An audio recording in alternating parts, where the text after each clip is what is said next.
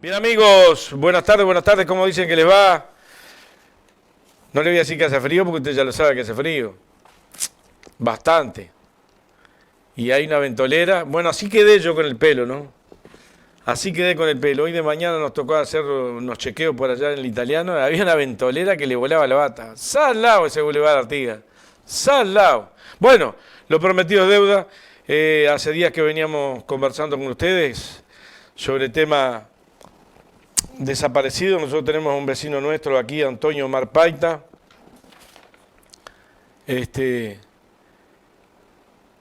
que incluso nosotros en nuestra época, que éramos ediles departamentales, estuvimos luchando para que una calle llevara su nombre aquí en la ciudad, y la tiene, pero más que llevar a su nombre, lo quisiéramos ver vivo, y fue muy conocido aquí en la zona, fue muy conocido.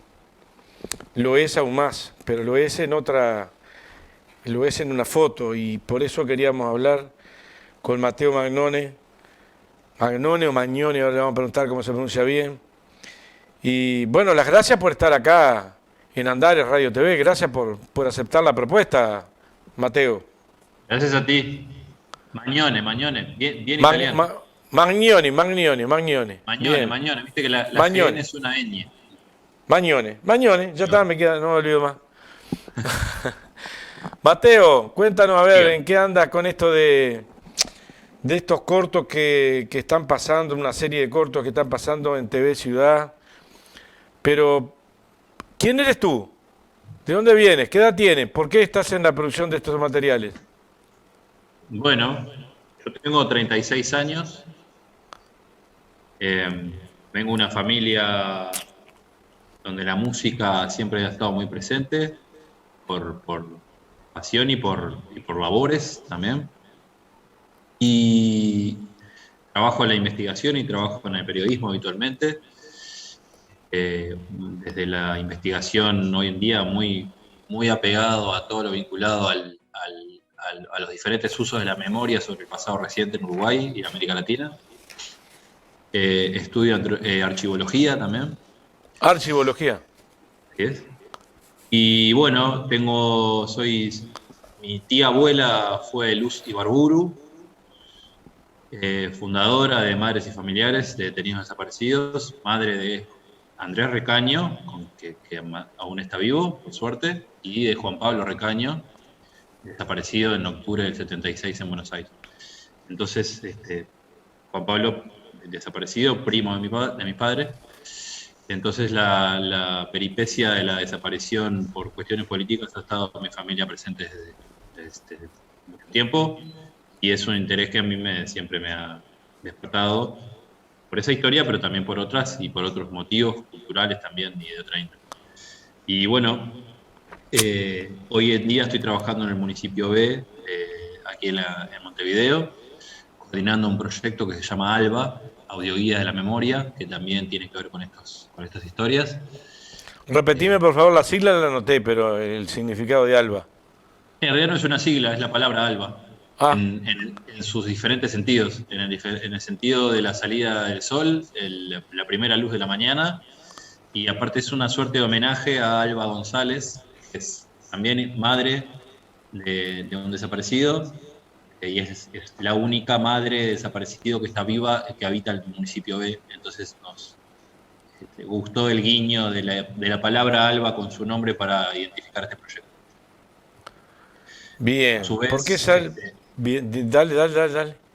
no, a su vez, trabajo en TV Ciudad, también, y por eso comunicándonos estamos ahora, al igual que el año pasado, durante mayo o para mayo, en la producción de algunos contenidos audiovisuales también vinculados a nuestro pasado reciente, en este caso, a través del proyecto titulado Están Todos, que se viene pasando por TV Ciudad desde el 1 de mayo y así será hasta fines del mes.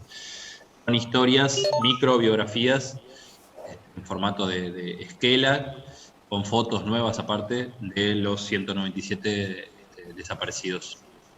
Así que venimos en esos menesteres de hace ya un tiempo.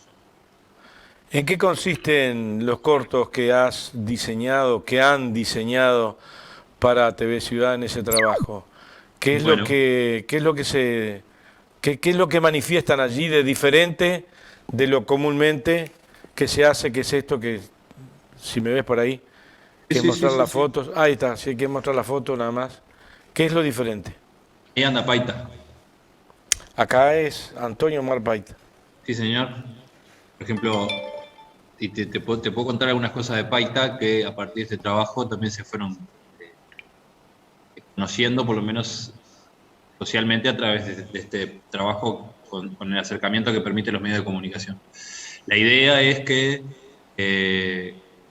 contar en un minuto, 40 segundos, a partir de un par de fotografías sobre estas 197 personas, algunos datos o algunas características de cada uno, alejado de la cuestión más pura y dura política y militante, o alejado también de la información vinculada a su detención y desaparición, y sí queriendo contar cosas más vinculadas a su humanidad más básica, a la cotidianidad, a lo que les gustaba hacer a cada uno de ellos en sus vidas, qué hacían para entretenerse, qué estudiaban, qué les gustaba ir a pescar los domingos, si eran hinchas de tal o cual equipo, si soñaban tal o cual cosa.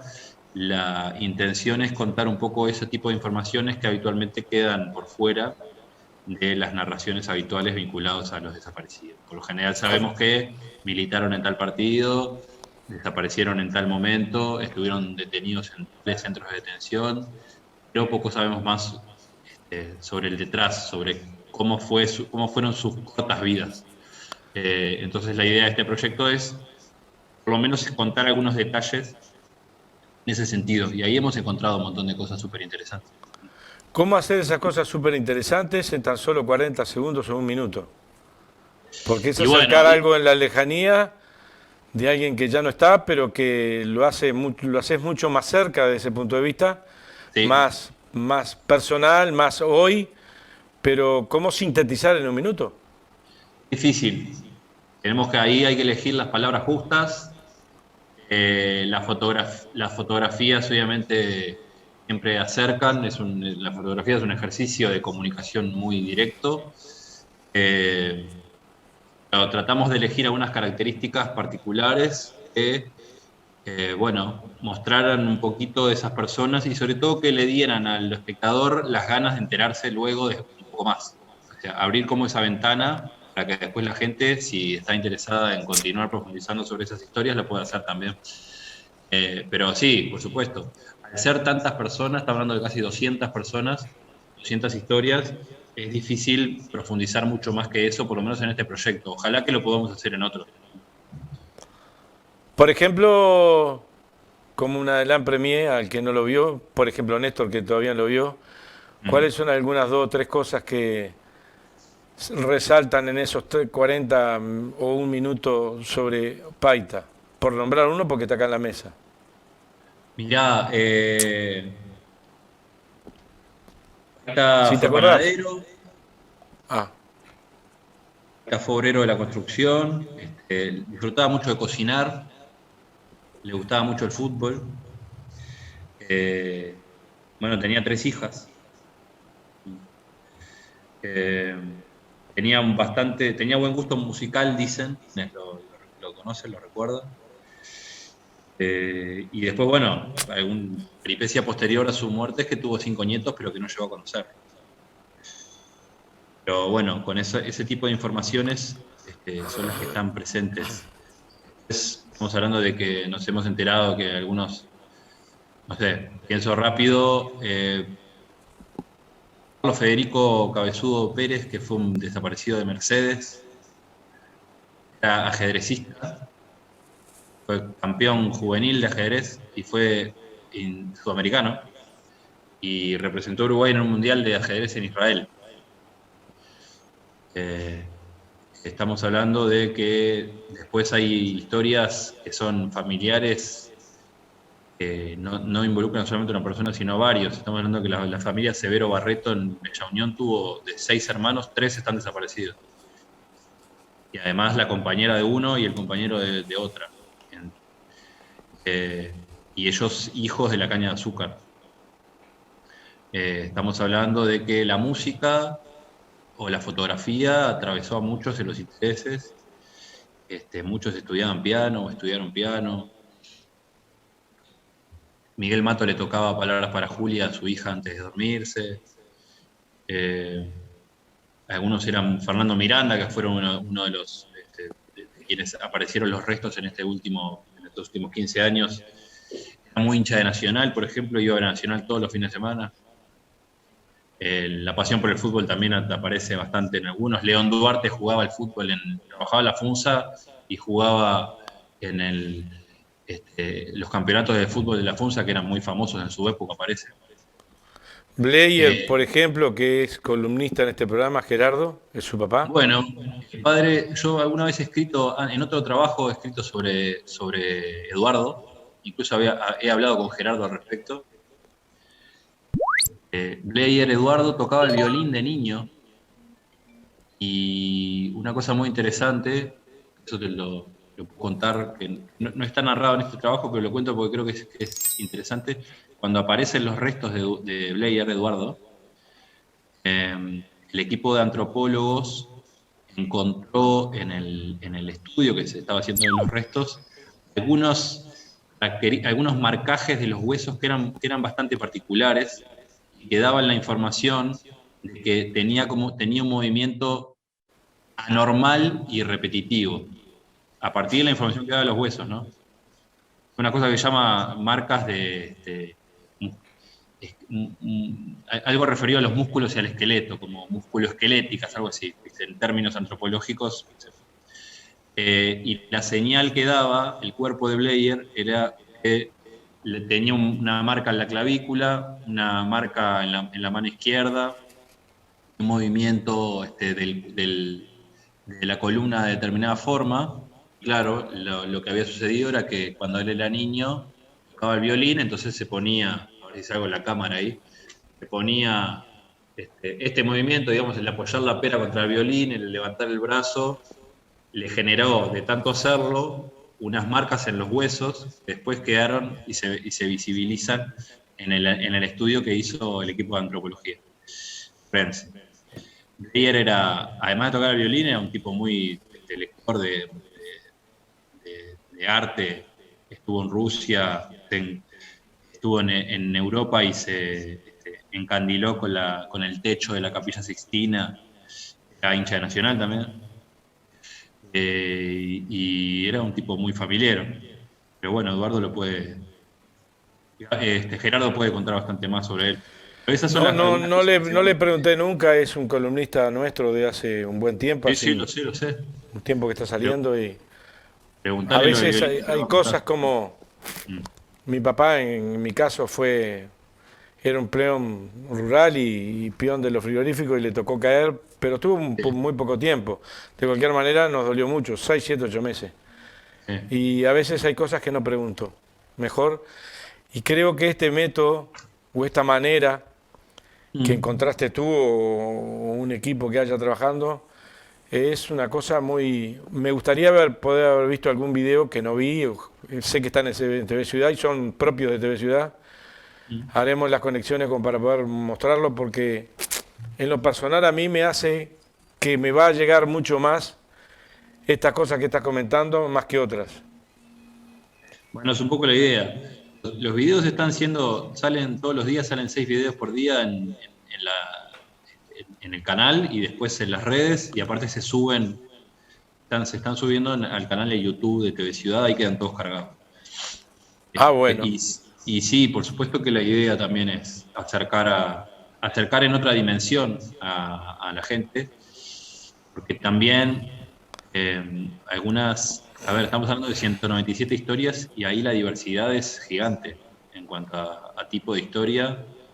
eh, y, por ejemplo, hablamos de que en algunos casos ni siquiera tenían militancia política, ni sindical, y cayeron y desaparecieron casi que de rebote. El caso de Omar Cubas, por ejemplo, o el caso de la madre el caso de Beatriz Ovas. Tuvo una hija y un hijo desaparecidos y de rebotes ella también fue para adentro y desapareció. Y Omar Cubas, en realidad lo detuvieron para interrogarlo sobre su hermano, que sí era militante político, y en realidad terminaron matándolo y haciéndolo desaparecer a él, que no era más que un tipo, incluso tenía algún trastorno psiquiátrico, entonces se le dificultaba mucho comunicarse y lo hicieron desaparecer. La crudeza de estas historias es tremenda, por supuesto. Y hay que lidiar con eso también en el trabajo, no es fácil. Eh, ¿Qué repercusiones ha tenido en estos pocos días que se está emitiendo? Y la verdad que muy buenas, Y principalmente, te lo junto con otra pregunta. dale. Si tienen más o menos una idea de qué público es más el que lo ve que otro, en cuanto a edades. Mira, esa segunda parte de la pregunta, la verdad que te diría que no sé, ¿viste? Y capaz que desde el canal tienen alguna suerte de tipo de medición posible. Este, yo supongo que el que por redes sociales lo verá una franja determinada de público también y con determinadas características y por televisión otra, no lo sé, realmente no lo sé. En Yo cuanto digo a la porque el productor es joven y está pensado con una cabeza de joven y es algo nuevo y bastante innovo desde mi punto de vista, bastante analfabeto yo, pero no he visto cortos, series de tan breves y menos uno 2 3 sino 200. Sí, ahí por supuesto también que, a ver, yo hago la producción periodística o la investigación, pero después el equipo grueso seríamos 3 personas. Yo, Inés Gra, que es la productora ejecutiva que trabaja en el canal hace mucho tiempo, y el realizador es Aldo Garay, que es un tipo que ha trabajado mucho sobre la realización audiovisual en el Uruguay y que también trabaja en TV Ciudad. Pero bueno, sí, creo que los formatos actuales de pasar por las redes, lo que se transmite, de retransmisión en redes, lo que sale en el canal, acerca a un público de una generación de repente más cercana a la mía. Pero diría que me parece que ha atravesado mucho a todas las generaciones. Por lo menos las respuestas que he tenido, primero que nada, las respuestas de los propios familiares, con quienes he hablado mucho, para poder tomar estas informaciones y ponerlas en los videos de agradecimiento y de mucha emoción. Esa ha sido como la tónica. Después algunos casos excepcionales también, pero bienvenidos también en cuanto a críticas para hacer un producto mejor, eso siempre está y siempre que venga desde una construcción sensata son bienvenidos. ¿Cómo están hechos los cortos para presentarse? ¿De qué manera en la televisión, en este caso en TV Ciudad? ¿Está pensado pasarlo, por ejemplo, a una hora o van escalonándose en el día? Mira, se pasan en 2 tandas, me parece, sí, en 2 tandas, 6 por día, en 3 y 3, digamos, y se pasan juntos. Empieza uno, termina el otro, empieza uno, termina el otro. ¿Ah? Algunos casos son historias individuales y en otro caso, otro formato que elegimos fue si hablamos de, por ejemplo, una pareja de desaparecidos, ahí se pasa una misma historia sobre la pareja. O si son hermanos, también una misma historia sobre los hermanos. Es una cosa que se repitió mucho también ¿Qué experiencia te deja a vos, Mateo, esto de esta investigación? ¿Qué tiempo te llevó a hacerla? Más, menos. Mirá, en realidad la empezamos a hacer a fines de marzo. Así que venimos de galope. ¿Ahora, fines de marzo? ¿Y cómo fue No terminamos ese, todavía, incluso. Nos quedan cómo algunas fue historias por terminar. ese trabajo investigativo para, por ejemplo, saber hablar algunos detalles de Omar Paita o de otro compañero que hablaste, de alguna compañera? Y bueno, ahí primero que nada, las fuentes primarias, que son los familiares directos, conversar con ellos. Obviamente, en algunos casos los familiares directos no existen, o sea, no hay, o no tienen ganas de hablar, o es muy difícil de contactarlos. Otra fuente secundaria es lo que ya está escrito, lo que ya está generado en otro tipo de trabajos. Después, mucha conversación con amigos de los desaparecidos, con los compañeros de los sectores políticos donde militaban, con las comisiones de los distintos departamentos del país que trabajan en cuestiones de la memoria, porque estamos hablando de que algunos... También este trabajo te muestra un mapa, te muestra una foto territorial de decir, bueno, cuántos desaparecidos nacieron en Artigas, cuántos nacieron en Mercedes, cuántos nacieron en otros departamentos y otras ciudades, y ahí nos fuimos contactando con la gente. En algunos casos, sobre algunos hay mucha cosa ya escrita y fue más fácil generar este trabajo, y sobre otros ha sido y sigue siendo muy difícil porque realmente no hay nada de información. En algunos casos ni siquiera hay una foto.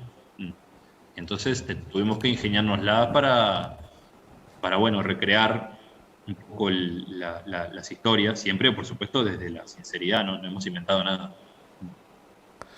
¿Qué mensaje se busca de fondo? Que lo dijiste al comienzo de la entrevista, pero ¿qué mensaje hay de fondo después de ver estos cortos? Por ejemplo, yo estoy mirando la televisión y me pasan 2 bloques de 3 y 3. ¿Cuál es el mensaje que intentaron que quedara hacia el público que lo ve, de parte de ustedes? Y bueno, a ver, a mí me interesa mucho tratar de hacer comprender desde el diálogo, por supuesto, que las víctimas del terrorismo de Estado, que hubo de distintos tipos, y un grado superior, si se quiere, es el de la desaparición, o sea, los 197 desaparecidos, no eran ni superhéroes, ni fueron mártires, ni tienen por qué estar un lugar en la historia que creo que ni siquiera ellos no querían ocupar, sino que eran personas que luchaban por sus ideales y tenían sus características humanas, y eso es interesante de contar. Tenemos que desmonumentalizar un poco la memoria. Si siempre nos quedamos solamente con la foto o con el monumento o con la placa y no vamos un poquito más allá, me parece que estamos fallando a la hora de contar la historia. Porque si no, aparte siempre vamos a terminar cayendo en los supuestos y en las hipótesis, y siempre es importante tratar de conseguir la mayor cantidad de verdad posible. Creo aparte que conocer estas historias ayuda a desbarrancar un poco más la teoría de los 2 demonios, y ese es un paso me parece que es importante de dar, porque es un fantasmita que siempre anda en la vuelta, como habrás visto. Por lo tanto, hay una búsqueda de narrativa primaria, que es de contar sobre estas personas a las cuales tanto referenciamos, sobre todo cuando llegan estas fechas. Muchas veces no tenemos ni idea de quiénes son. Solamente sabemos que tienen un nombre y tienen una foto, pero ¿qué había más allá de eso? ¿O qué hay más allá de eso? Poco lo sabemos. Y creo que esas historias ayudan a acercarnos un poco a eso, e incluso capaz que ayuda a que alguna gente que de repente cuestiona que se sigan buscando restos, por ejemplo, o justicia sobre los hechos del pasado reciente, al enterarse que esa persona simplemente trabajaba, tenía hijos y terminó siendo desaparecido, bueno, entiende por qué todavía hay una madre o un hermano o una prima que está buscando sus restos y que está tratando de que se haga justicia sobre su caso. Si se logra un poquito de eso, fantástico. El intento lo habremos hecho, y siempre, por supuesto, siempre queda corto, porque siempre fue el dolor y el golpe seco que dio el Plan Cóndor en Latinoamérica es muy grande, la herida está muy abierta, entonces cualquier aporte ayuda, pero siempre, por supuesto, que queda corto. Ojalá que gente joven como tú y otros tantos, yo tengo 62, casi 63 años, y fui parte de una historia, si bien no fui un militante activo, porque era un niño, sí, como niño de esa época escuché, ya era un niño de 12 o 13 años, escuché muchas cosas. Mi padre sí era un militante. Ahora, es un gran desafío esta producción, que se conozca y que tenga de alguna manera un retorno para esa memoria que tú dijiste, ¿no? Para romper ese blindaje en cuanto a qué es lo que más cualquier familia quisiera o cualquier persona que haya admirado a Omar Paita, a Juana, a Pedro, a Juanita, saber que fueron gente de carne y hueso, como tú dices. Si esa serie de cortos lo logra, bueno, desde acá las felicitaciones, porque es más que importante sumar este tipo de eventos. Bueno, sí, es el intento, es el intento. La televisión tiene eso de que, o los medios en general, ¿no? De que, bueno, uno elige un formato y trata de comunicar algo a través de un formato, y eso tiene determinado impacto. Ojalá que este proyecto genere algo, creo que lo ha generado, pero las dimensiones nunca las terminamos de saber. Pero bueno, ahí, la lucha por por reivindicar un poco este asunto es cotidiano y se hace de diferentes formas. Pero lo importante es hacerlo. Y siempre tratando de no estar alejado del presente también, porque las injusticias del presente también están muy presentes, valga la redundancia. Y hay que enlazarlas, porque la búsqueda por una justicia social real en el Uruguay no caducó en esos años y hoy estamos muy lejos de tenerla. Entonces, creo que a veces reivindicar algunas historias del pasado sirven, pero si las enlazamos con el presente, si no, pasa a ser una cosa más de ficción. Vos que está una última preguntita de mi parte, más allá de los aportes que tú quieras hacer, pero ¿qué papel ves vos como joven productor, el rol que están jugando los medios hoy en general en Uruguay? Sin nombrar medios, pero en general. Porque, por ejemplo, yo sí voy a nombrar a uno, porque esto no se pudo hacer en TV Ciudad, en Canal 5, yo sé que hoy es increíble que se lograra hacer, porque tiene otra visión, pero ¿por qué no esta? Bueno, obviamente ahí hay sensibilidades distintas y intereses distintos y creencias distintas y elecciones a la hora de producir contenidos. En cuanto a porque hay contenidos por todos los medios, o los grandes medios, Ventana, que más público lo ven, mucha cosa de distracción y cómo penetrar con algunos eventos como este, que deberían ser parte de la vida cotidiana de cada uno de nosotros. Sí, estoy de acuerdo, pero los medios de comunicación no son islas, son de la realidad y son manejadas por gente que piensa de una forma y ejecuta. A veces creemos que son como entes sensibles, apartados de la realidad, y no, son reflejos también, de una parte por lo menos. Y bueno, hoy, digamos, si desde el canal estatal nacional, porque TV Ciudad también es un canal estatal, más allá de que es el de Montevideo Capital, se elige pasar otro tipo de contenidos que serán buenos, malos. Yo la verdad que cada vez veo menos tele, entonces también me entero muy poco de lo que está pasando, porque también la lógica ha ido cambiando con el tiempo. Vos tenés algunos años más que yo, sabés que el lugar que ocupan hoy las redes en cuanto a masividad de comunicación, si bien no anula a la televisión, le da la disputa, ¿no? Entonces, creo que siempre que exista la diversidad de medios y de posibilidades para que se transmitan diferentes contenidos, va a estar bien. El tema es cuando eso no suceda. Hubo un tiempo en que no sucedió. Y este proyecto combate narrativamente ese tiempo, si se quiere. ¿Qué lugar ocupa los medios de comunicación en Uruguay hoy en cuanto a su peso y en cuanto a su trascendencia? La verdad que no lo sé, no soy la persona indicada para contestar.